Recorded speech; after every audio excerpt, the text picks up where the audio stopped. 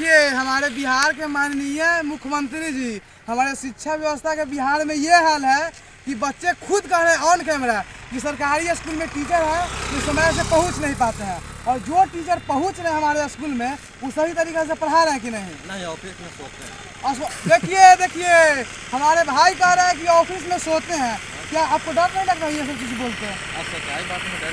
हाँ, तो मतलब जितने भी स्कूल में टीचर आते हैं सब सरकारी स्कूल में सोते हैं। हाँ, और बच्चे स्कूल में आते हैं कि नहीं?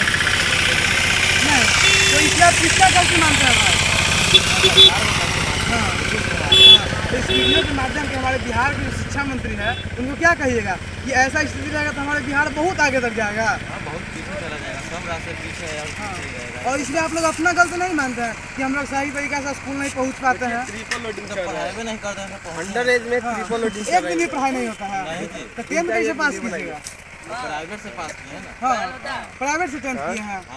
तो क्या कहिएगा? और कहा गया है कि जो 75% जो अटेंडेंस लागू किया गया है हमारे बिहार के माननीय शिक्षा मंत्री के द्वारा, जितने भी हर जिला के हर ग्रामीण स्कूल में, तो क्या उस 75% अटेंडेंस लागू करने से क्या पहले की पढ़ाई में और अब की पढ़ाई में जो टीचर की पढ़ाई दिया जाता है उसमें क्या कोई अंतर आया है? कोई अंतर नहीं, कोई नहीं। तो 75% अटेंडेंस लागू करने से सारे टीचर स्कूल में पहुंच पा रहे हैं? नहीं पहुँचते हैं। देखिए सिर्फ 75% अटेंडेंस लागू करने से नहीं होगा, वह चीज़ है जो हर स्कूल में इम्प्लीमेंट भी होना चाहिए, तब उसका कुछ हमारे जितने भी गाँव के छोटे छोटे बच्चे हैं, गरीब के बच्चे हैं, उनको शायद उससे कुछ फ़ायदा मिलेगा।